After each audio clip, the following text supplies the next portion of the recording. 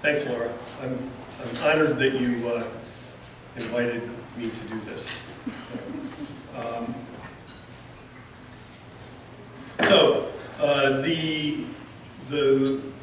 I'll start. Back in 2006, there were a group of people that got together and were thinking about how they might conserve a forested corridor on the Rensselaer Plateau. The Rensselaer Plateau is the 5th largest forested area in New York State. It's high elevation, poor drainage, acidic soils make the forest there more like the northern forests of Vermont and New York than the surrounding lowlands. So those forests up there look really nothing like the forests that you're going to see down in this part of the state, or even the forests in the lowlands of Rensselaer County. So they host animals like moose, bobcat, black bear, and Bill. We went out with a tracking group this February, and we followed bobcat tracks for a half a day out there. Yeah. So plants and animals more like the northern forests.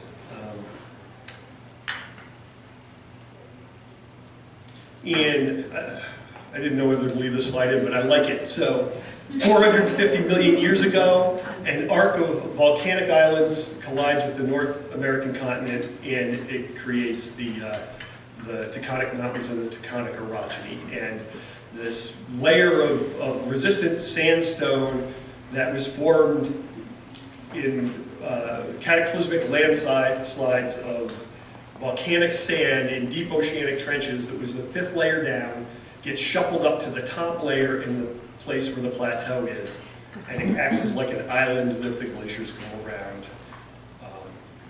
And that's what formed the plateau. So in 2008, there really, some people had thought about the Rensselaer Plateau. There were, it was in the New York State Open Space Plan since 1995. There were some folks that got together and worked on creating an important bird area.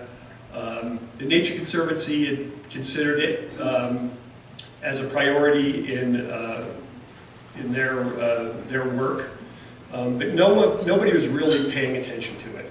So there were a couple of people that got together and invited others to come around the table, and we were trying to figure out how we might go about conserving a corridor forest on the plateau. And we were just a group of neighbors. Probably the person that had the most experience was an attorney and land use planner, but he hadn't done anything like what we were thinking about doing. So we were just kind of trying to figure out what we wanted to do. So let's say it right here, the secret to our success, every organization that's going to be successful needs some leadership. But what we did was we connected with experts and mentors. And I'm going to tell a few stories of some projects that we did. And these are some key people that we connected to. And what we did is we listened to them, we took their advice, and we did it. And the one second person in is Nancy Bell from the Conservation Fund, and she used to always tell me that RPA was very coachable. So we would do what we were told, and that really was important for the successes that we had. We have a great volunteer board of directors. They're really hardworking, committed, and we have brought on staff more recently in the past 3-4 years. But the commitment and the excitement of the board of directors, it's like success breeds success. So as we started having these successes, people got really energized, and that was an important part of it. this is my kind of network of connections that I put together. In 2008, the fall of 2008 and 2009, I made some really important phone calls. I called Karen. I called Nancy Bell from the Conservation Fund. I called Bill Labeck. I don't know if many of you know Bill, but he kind of heads up the Regional Conservation Partnership it was a Regional Conservation Partnership of New England back then, and I've worked on him since, and now it's the Regional Conservation Partnership of New England and Eastern New York. So maybe even expanding further. But and then a few years later, I made the connection with the Land Trust Alliance and Ethan Winter. So how many folks are from Land Trust in the audience? Okay, so you know some of these people. So yeah, I'll talk about this story. We were trying to figure out what we wanted to do, and one of the things we wanted to do was go to the towns and kind of get their buy-in on conserving the forest and conserving the corridor from north to south on the plateau. It's a 30-mile corridor for trails, for recreation, and for animals and for wildlife. And we had a whole, kind of plan for how to do that. And we had a PowerPoint put together. And I made the call to Karen and didn't know, you make these phone calls. First of all, I'm a volunteer. I'm a software engineer. I do robotics, software for robotics. I don't do land conservation. So I was trying to figure this all out. And I made the call to Karen, and she was very available.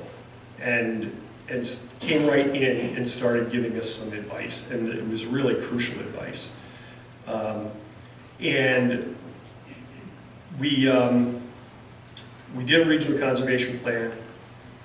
We reached out to some of these municipalities. We took a different tack than what we were going to take.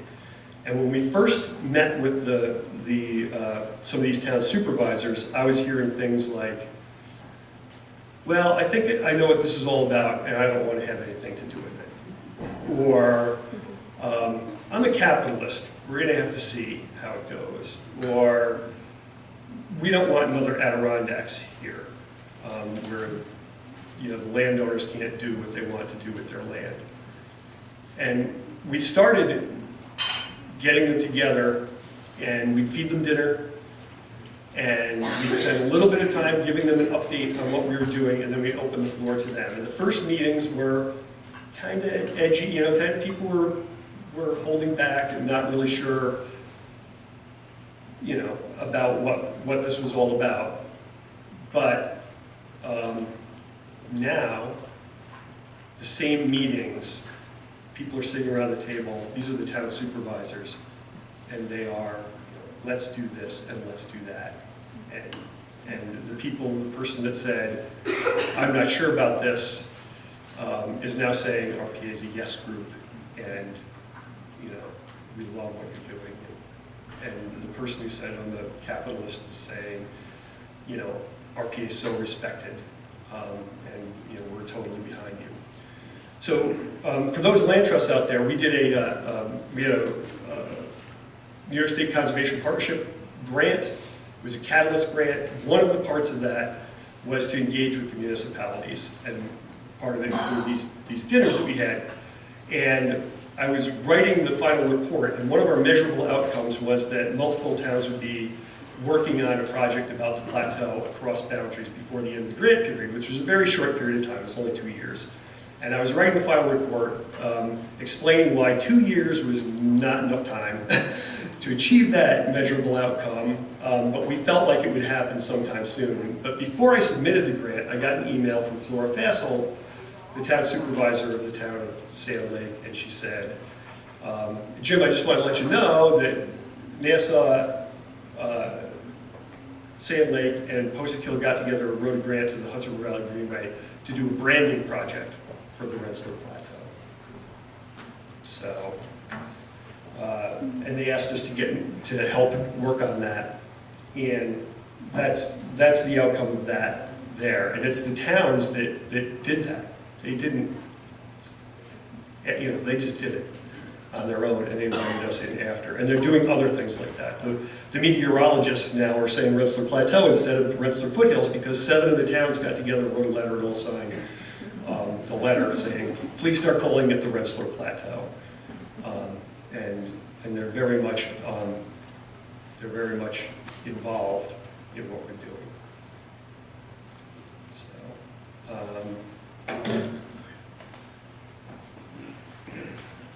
Okay. So we went, a board member and I went to we were part of the Northeastern State Foresters project. So this is the whole network of all these people that, we got linked to. And part of that was a Northeastern State Forester project, reaching out to forest landowners, and we were invited to a workshop at the Harvard Forest. And we went to that workshop, and there were breakout sessions, and one of the breakout sessions that Walter attended was about community forests. And he, on the ride home, that's all we talked about, was community forests. This is back in 2011, I think. And he brought it back to the board of directors. He was really excited about it, and he sold it to them. And the next year, we had a whole full day workshop. We got a grant from the Regional Plan Association, a peer-to-peer grant. And we were able to put on this big workshop with our own breakout sessions. And we invited people in to learn about community forests, but we learned about them ourselves. And the following year, we had a public workshop, and we invited the public in, and we talked about community forests, and we invited people to form a community forest committee. So this was all just an organic process, and we got these folks involved, and they went looking for they worked on a community forest plan. They worked on finding a parcel of land. They looked at a dozen parcels of land before this one parcel came available. It was 350 acres, and then we wrote a grant to the U.S. Forest Service to fund the project. We worked with the landowners, and we were awarded the grant. The landowner was Calland Industries. They donated $100,000 back. We did a campaign to raise the money, and we ranked #1 on the U.S. Forest Service grant and created this community forest, which is just a huge success. It's still got this committee of community members that are really managing the property. They're building trails. This map shows all the trails on the property. That was all just volunteers out there building the trails and managing the land.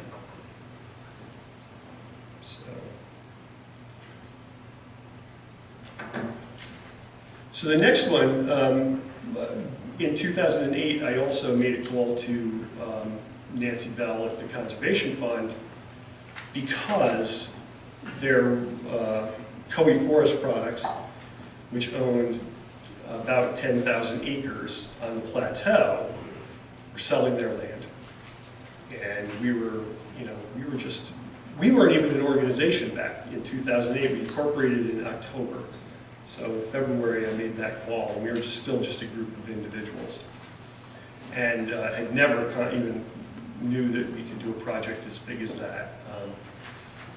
And so we got them involved, and she became a mentor for me.